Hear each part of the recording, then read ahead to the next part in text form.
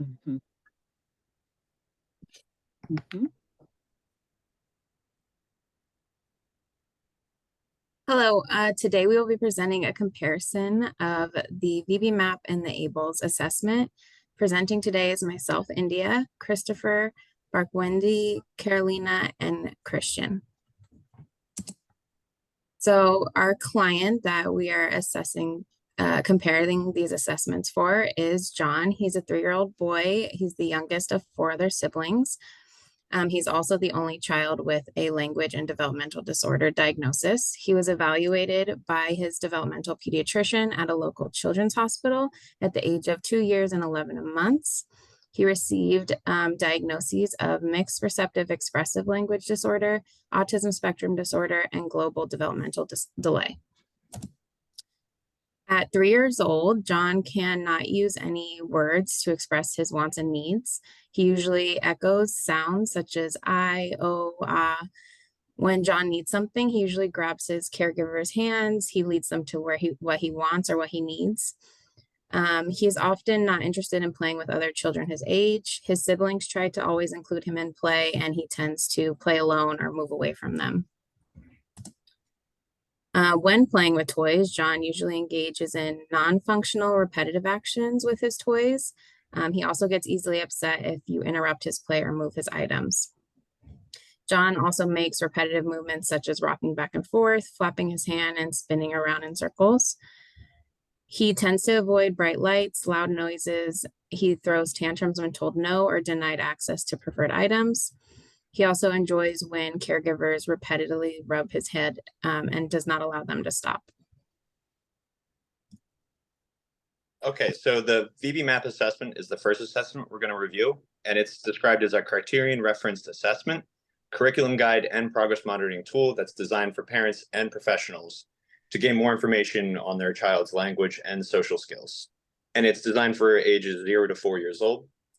It's comprised of 5 different assessments: the milestones assessment, which is the verbal and related skills across developmental age levels; the barriers assessment, which assesses any barriers to learning acquisition; the transitional assessment, which provides a measurement system for a child's IEP to make decisions about their placement in school settings; the task analysis and supporting skills, which is the section that provides further breakdown of the skills within the milestones section; and the curriculum placement and IEP goals, which is a section that helps designing program development for intervention plans. The pros and cons, we'll start with pros. It's a developmentally based and includes a transition assessment, which helps with the placement of children with autism. It identifies language strengths and deficits, gaps in language development, and general and specific language level comparisons to typically developing same-age peers. It also identifies the order of skills that need to be addressed, including MANs, TACs, echoics, and intraverbals. Some cons are it's only appropriate for students in preschool, kindergarten, and early primary grades, so birth to 4 years old. And it's only viable for students with severe deficits in communication and social skill development. Why the VBMAPP works for John? It's a reliable and valid assessment tool that's based on research, and it's detailed and an extensive tool of assessment that includes 170 verbal behavior milestones, 16 different verbal operant and related skills, as well as 3 different developmental levels from 0 to 18 months, 18 to 30 months, and 30 to 48 months. And it's frequently used to make educational decisions regarding children with autism, as well as other developmental disabilities. The barrier assessment can analyze the nature of the problem and determine the intervention program that might be appropriate for John. The task analysis form also allows for more detailed skill tracking. So we would argue that the VBMAPP is a very effective assessment tool that could be utilized for John. Okay, what is the ABLLS assessment? The ABLLS assessment is a tool for assessing the language and learning skills of individuals with autism or other developmental disabilities.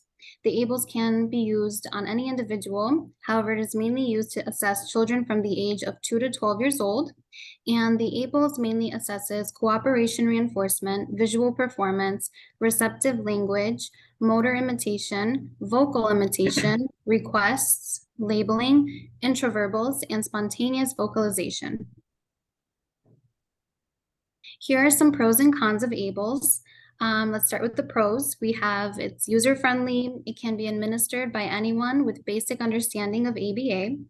And it is easy for parents and teachers to communicate about education and language developmental issues. However, the cons are it does not focus on behavior issues such as repetitive behaviors or sensory issues that affect many autistic children, and it is not developmentally sequenced. All right, so why we did not choose ABLLS for John is because ABLLS is not a detailed and extensive compared to the VBMAPP assessment. ABLLS only assesses 25 areas and focus primarily on basic language, motor, and learning skills. VBMAPP is also known to assess a broader range of skills. There's also more extensive studies done that presents VBMAPP to be more reliable and valid than ABLLS. So while our client presents behavioral and sensory issues, the ABLLS does not assess these deficits. ABLLS does not assess social deficits, meaning that this assessment tool does not include an in-depth evaluation of social communication and interaction skills. So a summary and a comparison of the VBMAPP and ABLLS is the VBMAPP is 170 verbal behavior milestones. It has 16 different verbal operant and related skills, 3 developmental skills, 5 assessment sections, including milestone assessments, barrier assessments, transitional assessments, task analysis and supporting skills, curriculum placement, and IEP goals. It also accounts for behavioral and sensory issues. While the ABLLS has 25 repertoire areas, it does not account for behavioral and sensory issues. It also does not account for social skill deficits. So the next step for John will be to refer John to an ABA clinic. Then once in ABA clinic, John will be assigned to a BCBA to conduct a functional behavior assessment.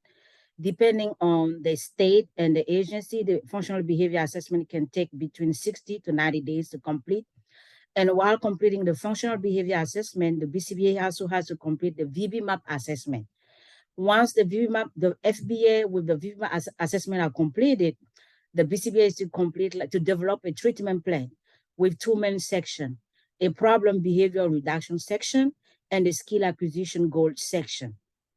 Once the treatment plan is developed, the BCBA is to hire an ABT to implement the treatment plan under the supervision of a BCBA.